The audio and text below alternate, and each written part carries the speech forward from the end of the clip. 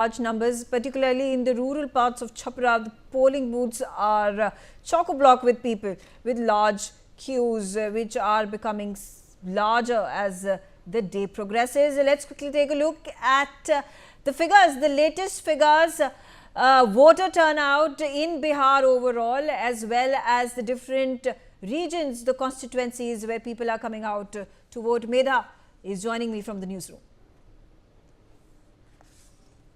All right, so the voter turnout at Raghopur stands at 13.78% till 9 a.m. IST. Now we also have the voter turnout for Raghopur, which is 13.78%. At Tarapur, it stands at 15.08% up until 9 a.m.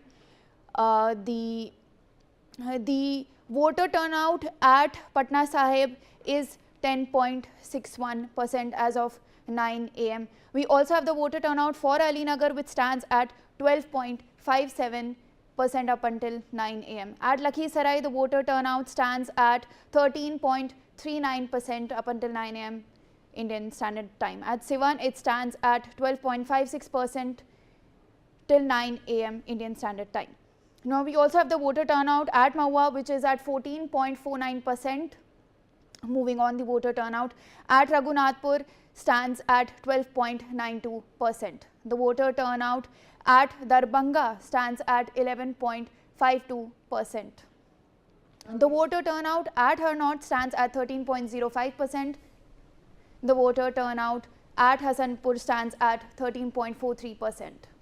Okay, all right. Thanks, Medha, for giving us those numbers. It gives us an idea of the voting pattern up until now. It is going to cross just about 3 hours. It's 9:45 a.m. on the clock. 15 minutes remain till 3 hours elapse in the voting that commenced 7 a.m. today, phase 1 of the elections. I'm going to bring back my panelists into the conversation. Saral Patel stays with me, Congress spokesperson. Saral, 14% total voter turnout up until 9 a.m. What does this indicate? Megha, before I answer your question, I have been patiently waiting to make 2 quick points, what my co-panelists said before. Mr. Mithun, one of my co-panelists, said that, he very beautifully explained that how after 2005, due to the national push and the national highways and everything, that is why Bihar has progressed. So I would like to actually commend him because, if you remember 2004 to 2014, it was UPA government which actually pushed for the infrastructure in Bihar and which actually worked to get the investment in Bihar, despite we not being in the power in Bihar. So I think that is something, that is a point that he made. Also, what my fellow co-panelists from BJP said, that there is no vacancy of the CM-ship. But we have seen all the different statements by the various BJP leaders who have questioned the leadership of Mr. Nitish Kumar and who have called for a BJP CM in Bihar this time. And mind you, this is exactly the same language and same tone and tonality they were using in Maharashtra before elections, where they said Eknath Shinde के नेतृत्व में हम लड़ रहे हैं, कोई leadership पर हमने चर्चा ही नहीं की है, and then we saw how they shortchanged their allies after the election. So BJP has the track record and has the record of shortchanging their allies, and people of Bihar are aware that they are going to do the same thing to Mr. Nitish Kumar should they win. To put an argument, the Lok Sabha elections that were fought in unity by India Alliance also did not have a prime ministerial face. No, so obviously, which we will get together, and our stand was very clear that we'll get together and select a leader when the time comes. So there was no question on that. There was no question, no bickering amongst the allies. But here the bickering is out in open. The various BJP leaders have openly questioned the leadership of Mr. Nitish Kumar. They have questioned it on the health ground. They have questioned it on performance ground, and they have openly called for a BJP chief minister this time. So what my friend from BJP said. Within Mahagathbandhan, the decision is unanimous. There is consensus that if Mahagathbandhan wins, the chief minister will be Tejashwi Yadav. We have announced it unanimously, and we have unitedly announced Mr. Tejashwi Yadav as the Chief Minister. We have also announced one Deputy CM, Mr. Mukesh Sahani, who was again shortchanged by the BJP and JDU because he was in alliance with them last time. So, But and there what are if the two chief. past scenario repeats itself?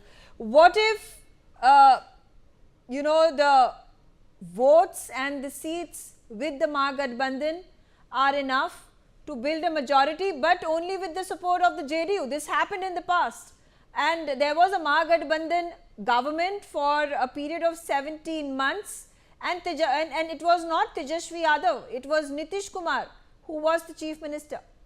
So, Megha, that was not a post-poll alliance. That was a pre-poll alliance where Mr. Nitish Kumar said that, I reject the leadership of Mr. Narendra Modi. He is the most divisive figure that we see in India today. These were his own words. And he said that we are going to fight together, which we fought.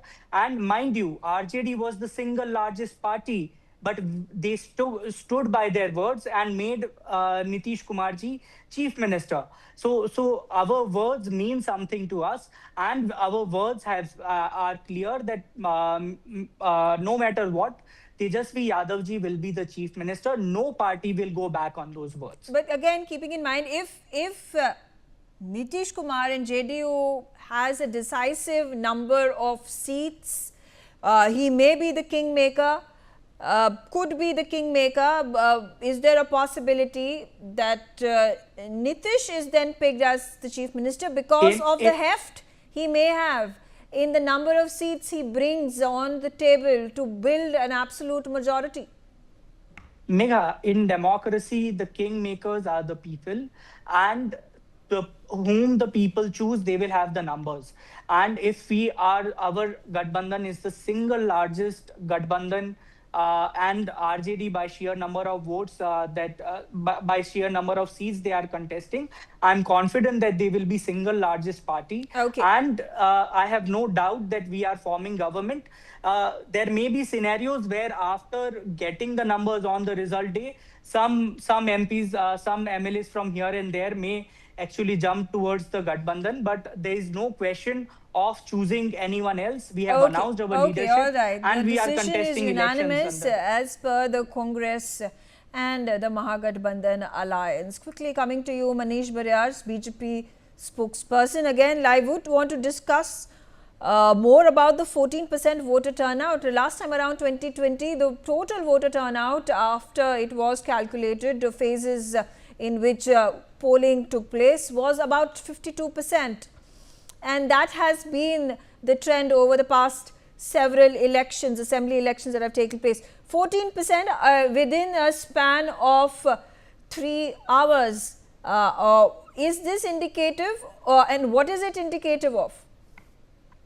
I think with social media, with more of media out there, there is more, and also, the Election Commission of India, along with the government and everyone, all the political parties, they are playing a role to ensure that, more and more people actually come out and vote and give their decision in favor of a progressive government. And my own assessment is, and my own wish is that the voter turnout should be much more than what it was last time around, and I just wish that. But it indicates that it is on expected lines. We just hope that more and more people come out and vote, and that is what we appeal also to ensure that democracy becomes much more stronger. How trustful is the BJP in getting the support of the JDU, keeping in mind the flip-flops that have been done by Nitish Kumar in the past several years? No, Honorable Chief Minister himself has said that it was a mistake, and I think he would have told this at least 5, 6, 10 times in public meetings in front of Prime Minister and others. So he regrets that, doing that, and he said very clearly that corruption was an issue. Every time I went, I felt very uneasy with the kind of corrupt environment which was there at the top, and that's the reason why I came back. So these are public statements he had made. So and he has also said that gone are those days. Now it is time for me to really concentrate on the developmental work and I'm not going to go to corrupt set of people. That Again, kind of a statement again, he's the made very topic of the clearly. chief ministerial phase of the NDA. There have been some leaders who have made contrasting statements. They do not seem to project Nitish Kumar as the chief ministerial face. And again, the question: Nitish Kumar has come out in the past, said that this is his last inning. He no longer wishes to be the chief minister of Bihar if the NDA wins the election, and his ill health is also a major factor. No, I don't know. In fact, he did more number of Jan Sabhas than Rahul Gandhi did. Right, every day he was there in the field for last so many days, and still he is there campaigning. So I don't understand why do you say what you say, right? So do not go by what the opponents are saying. Your people can look at it what Nitish Kumar has done, and he's fit and fine, and he's campaigning every day. And he is, there are people who need helicopters, and if they don't get helicopters, then they use, virtual way to really connect. And that's not the right kind of a connect also. And here is the chief minister, he took a car and then he went 200 kilometers, 400 kilometers. So that shows what kind of, what else he can do to show that his health is fit and fine. But I don't think that's even a matter of discussion among the people of Bihar. They have a lot of trust on NDA government. There's a lot of trust on, Nitish Kumar. And I would just like to make a statement to my friend from Congress, Mr. Patel. It was Prime Minister Atal Bihari Vajpayee who started this golden quadrangle, and that is what gave push to national highways. He needs to be told and educated about it. And Nitish Kumar is on record to say that between 2005 and 14, in spite of a very hostile Congress government, we were able to really do development. So he should not talk about all these things. I don't think he's privy to what has happened during that. So Okay. that was despite him, Nitish Kumar gave that kind of a GDP growth to development work, right? But when it was their turn, till 1990, Congress government destroyed Bihar, and along with RJD, I need not say what they have done. See, there are two people, Mr. Tejasvi Yadav have 27 cases against him. Rahul Gandhi is also on bail. And then one person who's on bail has endorsed another person who is on bail again. So many cases. So people of Bihar know that it's a corrupt government. They know that recently he was charge sheeted against for land for job scams. So it's a scam to two families of scams. And do not people of Bihar know about it, and that's why they have been rejected for the last 20 years. Okay, all Nida, right. Saral, I'll come to you. Let me quickly get in Mr. Alam into the conversation as well. Mr. Alam, the remarks that have been made by the BJP spokesperson, and particularly about these charges against Tejasvi Yadav and the Yadav family on particularly land for jobs and the railway scam. Do you think that is going to impact the way people vote? Yeah, BJP is always trying to target the Lalu's family with the corrections with Election Commission, CD, EDI. The case is in court, and we are facing the problem. But in the election, there is no impact on these issues at this time. अच्छा, आप एक बात और भी बताइए, ये जो मुस्लिम Yadav caste politics जो है, क्या इसके आधार पर आरजेडी को ज्यादा वोट मिलेंगे? नहीं, बिल्कुल, वो तो एमवाई इक्वेशन हमारा पहले से चला आ रहा है, और एमवाई इक्वेशन को आप जहां तक देखिए तो उन्होंने 50% सीट यादव और मुस्लिम मिलकर लड़ रहे हैं हमारे आरजेडी में। वो तो हमारा एक बहुत कोर वोटर्स हैं हमारे जी। और अगर हम वो साथ दे रहे हैं जी, अगर हम बात करें प्रशांत किशोर की, उन्होंने नई पार्टी फ्लोट की है, जन सूरज पार्टी। क्या चांसेस हैं कि इलेक्शन के बाद अगर महागठबंधन जीत जाता है, आप प्रशांत किशोर की पार्टी को भी अपने गठबंधन में शामिल करेंगे? नहीं, हमारे गठबंधन में हमारी पर्याप्त सीटें आ रही हैं सरकार बनाने के लिए। जो इस तरह का सिचुएशन दिख रहा है इस वक्त, तो मेनली इस वक्त बिहार में दो ही पार्टियां इलेक्शन लड़ रही हैं, एक एनडीए है, एक महागठबंधन है, और तो किसी को कोई इसमें तो काउंट ही नहीं कर रही है। यहाँ बिहार की जनता इसको बदलाव चाहती है, तो वो एक मुश्त वोट जो है महागठबंधन की तरफ जा रहा है। Saral, you want to make a statement? Let me also include Mithun into the conversation. He has been waiting for a considerable period of time. Mithun, your understanding, particularly with regards to the 14% voter turnout up until now, do you think the voter turnout will cross the 52%, which has been the average in the past several elections taking place in Bihar? And if there are more number of people who will come out to cast their vote, how is it going to impact the election results? See, I think the voter turnout is significantly good.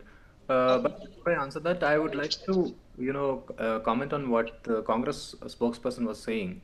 So I had commented on the on the development of roads and infrastructure. So when it comes to the discussion on roads, we are not debating who signs the check in Delhi, whether it is UPA or NDA. We are debating who actually paved the road in Patna, who had the political will to implement it. So before 2005, Bihar practically had no roads, even if the UPA was funding them, because the RJD-led state government was characterized by corruption, lawlessness, and administrative collapse that made execution impossible. So the undeniable truth is that the turnaround happened after 2005 when Nitish Kumar took power. And it was the state level governance reforms, getting rid of corruption or restricting law and order and using a strong allowed central. I'm getting a lot of disturbance. I can't. Can you hear me? Okay, I'll just quickly request my panelists to put off their speaker phones and put them on mute so that we can hear what Mithun says.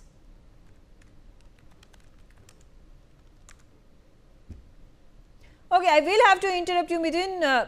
We're just getting to know that actually we are going to be playing out that interaction that Prime Minister Narendra Modi